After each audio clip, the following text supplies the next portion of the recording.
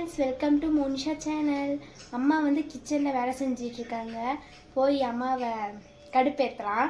நான் அப்படியே போய் நைஸாக போய் கேமராவை செட் பண்ணிவிட்டு கடுப்பேற்றலாம். ஓகேவா? இது முன்னே யோசித்தேன், நான் கோயிலுக்கு போயிட்டு வந்தேன், அதனால டைம் கிடைக்கல. இப்போ பண்ணலாம் வாங்க. எந்தன் வாழ்க்கையின் அர்த்தம் சொல்ல பூக்களின் வண்ணம் கொண்டு பிறந்த மகளே என் மகளே.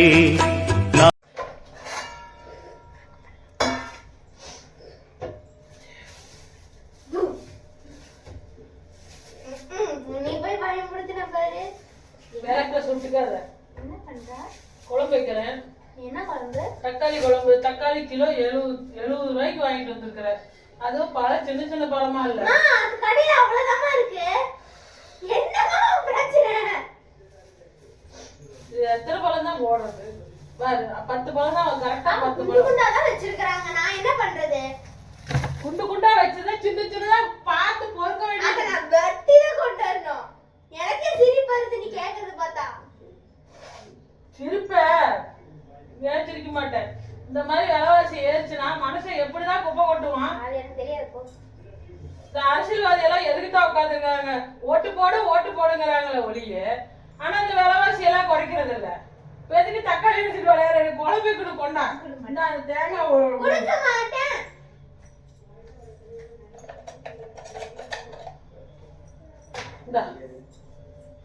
தேங்காய் நோண்டி கொடுக்கண்ணே.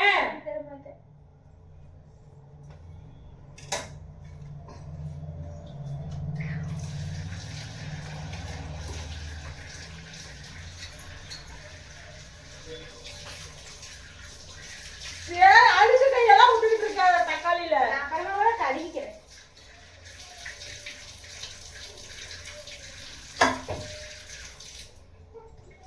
குர்ரா வேலையை பார்த்து நான் மணி 7 ஆகி போச்சுடா. ஏன் தரணும்?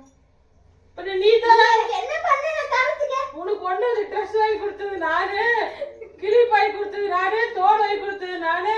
நம்ம இல்லைன்னா நீயே வந்திருக்க மாட்டேன். அதெல்லாம் கேட்கல. நீ எனக்கு என்ன பண்ணு? இதுக்கு மேல என்னடா பண்ணணும்? உன்னை பெத்ததே ஒரு வரம். ஐயோ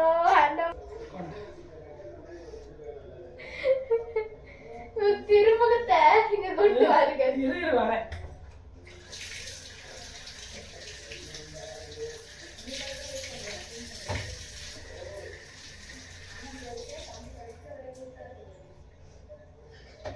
தேங்காய் நோண்டி குடுறா. வா.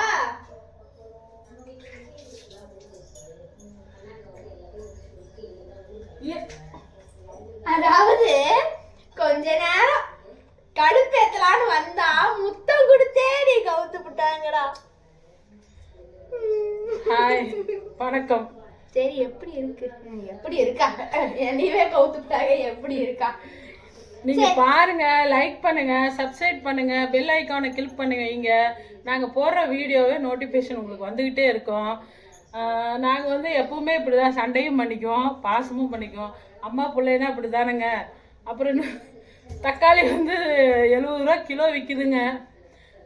ஈரோடு பெருந்துறையில் 70 ரூபா கிலோ. நீங்கள் பார்க்குறவங்களாலும் சொல்லுங்கள், தக்காளி எத்தனை கிலோ விற்கிதுன்னு, 1 கிலோ எவ்வளோன்னு விற்கிதுன்னு சொல்லுங்கள். இந்த விலைவாசி இப்படி ஏறிட்டு போச்சுன்னா நம்மள மாதிரி நடுத்தர வர்க்க குடும்பம், அதுக்கு கீழே உள்ள குடும்பம்லாம் எப்படி தான் பொழைப்பாங்கன்னு தெரியல. ஏற்கனவே எல்லாம் கஷ்டத்தில் இருக்காங்க. இதில் வேற இந்த விலைவாசி ஏறிட்டு இருந்தா இன்னும் பயங்கர கஷ்டத்தை சமாளிக்க வேண்டிய நிலைமையில நம்ம அரசாங்கம் கொண்டு வந்து விட்டுற மாட்டிருக்குது. நம்மளை வந்து ஓட்டு போட சொல்லி வற்புறுத்துறாங்க, ஓட்டு போட சொல்லி சொல்கிறாங்க. ஆனால் நாம் வந்து ஓட்டு போடுறோம், ஆனால் விலைவாசி மட்டும் குறைய மாட்டேங்குது இல்லையா? ஏறிக்கிட்டே அதே மாதிரி பவுன் வரையும் ஏறிக்கிட்டு போயிடுச்சு. இதுமாதிரி நம்மளாம் வந்து பிள்ளைங்களுக்கு கட்டி கொடுக்கறதுனாவே பெரிய பாடு. பவுனு சிறுக சிறுக சேர்த்திக்கிட்டு இருந்தோம். இப்போ அது கூட நினச்சி பார்க்காத அளவுக்கு ஒசரத்தில் இருக்குது. என்ன ஆகுமோ தெரியல. நான் சொன்னது எதுவும் தப்பாக இல்லைன்னா பரவாயில்லைங்க, தப்பாக இருந்தால் மன்னிச்சிருங்க.